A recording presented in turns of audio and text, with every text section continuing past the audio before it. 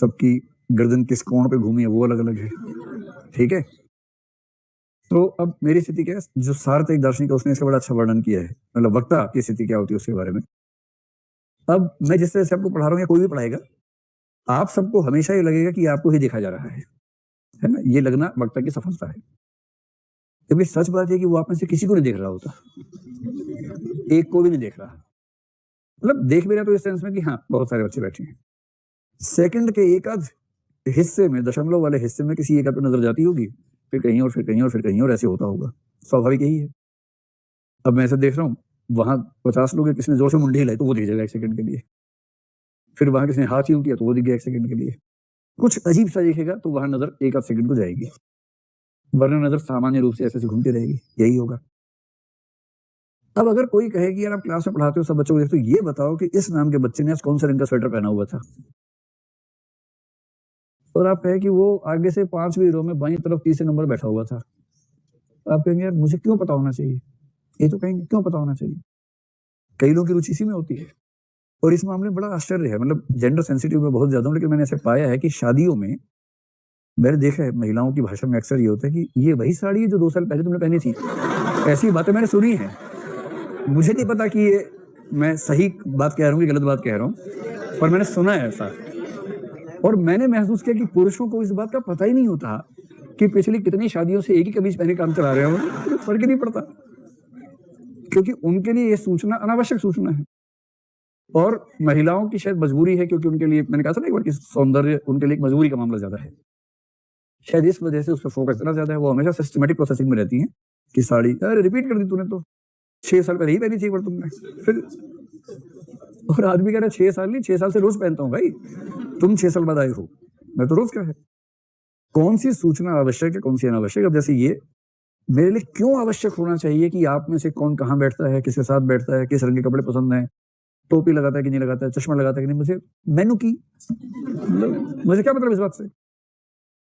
लेकिन अगर मैं अपने दिमाग को अभ्यस्त न कर लूं इस चीज के लिए कि इन चीजों पर ध्यान देना ही नहीं है, तो मेरी बहुत सारी एनर्जी खर्च हो जाएगी उन सूचनाओं को ध्यान से देखने में जो गैर जरूरी है, और आप समझ रहे हैं दिमाग का धुआं निकल जाएगा इतनी सूचना। और जब आप घर से निकलते हैं पूरे दिन भर में ऐसी लाखों करोड़ों सूचनाएं आपके आसपास हैं जिनको लगातार इग्नोर करना होता है, और यदि आपने उन पर फोकस करना शुरू कर दिया तो आप अपना काम कभी कर नहीं पाएंगे। इग्नोरेंस इज ब्लिस जब कहते हैं ना, उसका एक बड़ा पक्ष ये भी होता है कि लाखों सूचनाएं आपके आसपास हैं, उनमें से काम की 2-4 हैं आपके लिए, बाकियों को इग्नोर करना भी आना चाहिए। एटीट्यूड्स हमें यह समझा देते हैं कि कौन सी सूचना पर ध्यान देना है, कौन सी पर ध्यान देना ही नहीं है। तो आवश्यक सूचनाओं का चयन बहुत आसान हो जाता है।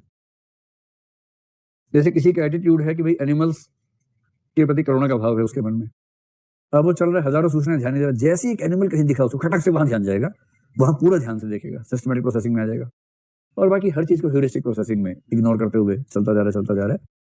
इससे बचाव होता है ऊर्जा का, समय का, और दिमाग से क्या नहीं निकलता, धुआं नहीं निकलता है, वरना दिमाग फट जाएगा किसी, इतनी वेस्टेज हो जाती है। दूसरा एटीट्यूड जो करते हैं हमारी क्लैरिटी ऑफ अंडरस्टैंडिंग। मैंने आपसे पहले ही कहा कि मूर्ख होने में फायदा बहुत है, क्योंकि मूर्खों को कंफ्यूजन कभी नहीं होता है, जो जितना बड़ा मूर्ख उतना बड़ा क्लियर हर चीज में। तो मूर्खता और स्पष्टता में बड़ा गहरा संबंध है, और थोड़ा बहुत मूर्ख होने का फायदा भी है, बहुत समझदार होना ठीक भी नहीं है। आपको हर चीज पे कंफ्यूजन हो तो जिएंगे कैसे भाई, थोड़ी क्लैरिटी होनी चाहिए। जैसे राष्ट्र का मामला है, आपने फिर से कहा राष्ट्र के बारे में कोई बात नहीं होगी, राष्ट्र प्रेम से बड़ा कोई मूल्य नहीं है, बात खत्म, क्लैरिटी है ना भाई। सारी बात ठीक है, हिंदुस्तान पाकिस्तान सब ठीक है, किंतु हिंदू हिंदू होता है, बस ये जो क्लैरिटी है इसका अपना सुख है। तो जिस जिस बिंदु पर आपकी एटीट्यूड स्पष्ट है उस बिंदु पर आपकी क्लैरिटी है, आपको तथ्य विचार बहुत प्रभावित नहीं करते, और ये फायदा आपको सामान्य जीवन में आपका कॉग्निशन का एस्पेक्ट थोड़ा सा सेफ रहता है, सुटेबल रहता है।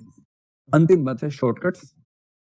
शॉर्टकट्स फॉर डिसीजन मेकिंग, निर्णय की प्रक्रिया में आसानी या छोटे रास्ते, डिसीजन मेकिंग। ये बेसिकली क्या लिखा हुआ है, ये वाला, ये लिखा हुआ है सिंधु घाटी की लिपि में, अंडरस्टैंडिंग, क्लैरिटी ऑफ अंडरस्टैंडिंग, समझने की स्पष्टता, ठीक है। तीसरा है शॉर्टकट फॉर डिसीजन मेकिंग। और शॉर्टकट फॉर डिसीजन मेकिंग दरअसल यही चीज होती है ह्यूरिस्टिक थिंकिंग प्रोसेस या ह्यूरिस्टिक प्रोसेसिंग, यही चीज है। जिसके पास शॉर्टकट्स हैं उसका जीवन आसान है, और एटीट्यूड्स क्या करते हैं, शॉर्टकट्स दे देते हैं। जैसे मान लीजिए किसी को ये पता है कि भाई मुसलमान लोग जो है ना अच्छे नहीं होते हैं, ये इसके रिवर्स किसी को ये पता है कि हिंदू लोग जो है ना अच्छे नहीं होते हैं, मुसलमान है उसको ऐसा लगता है। ये धारणा कितनी भी गलत हो, इससे इसकी एनर्जी बहुत सारी बच जाएगी। कि आप कॉलेज में पढ़ रहे थे, कोई व्यक्ति पसंद आया, आपने उससे पूछा भाई तुम्हारा नाम क्या है, उसने कहा तौसीफ अहमद, आपने कहा चलो फिर बाय बाय।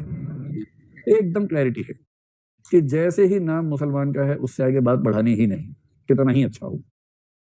So clear. और शबाना ने पूछा किसी से तुम्हारा नाम क्या है, उसने कहा पंडित संजीव शर्मा। चलो शर्मा मत, आगे जाओ, बात नहीं होगी, निकाह नहीं हो सकता आपका हमारा, क्योंकि उसको क्लैरिटी है कि मुसलमान से ही निकाह करेंगे, हिंदू से ही करेंगे। तो अच्छा हो चाहे बुरा हो, किंतु क्या होता है शॉर्टकट्स डिसीजन मेकिंग। फैसला हो गया तुरंत, वरना 6 महीने घिसटते उसके बाद फैसला करते, तुरंत फैसला हो गया। और शॉर्टकट्स होते कौन से हैं?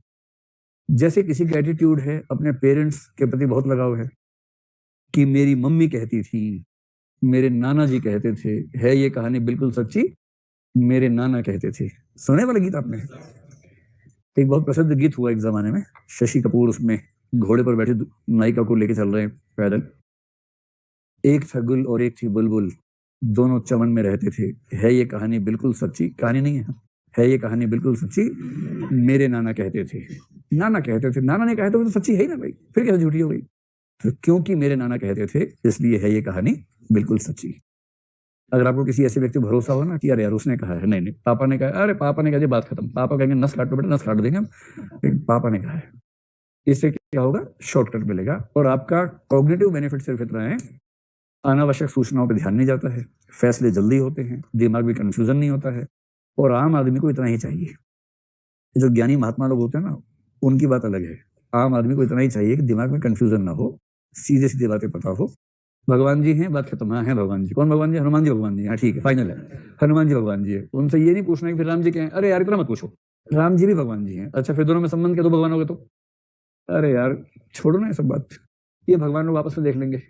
हमारा काम इतना ही है कि मंगलवार को हनुमान जी की पूजा करनी है, और राम जी का किसी भी दिन चल जाएगा, हमें तो सिर्फ इतना पता है।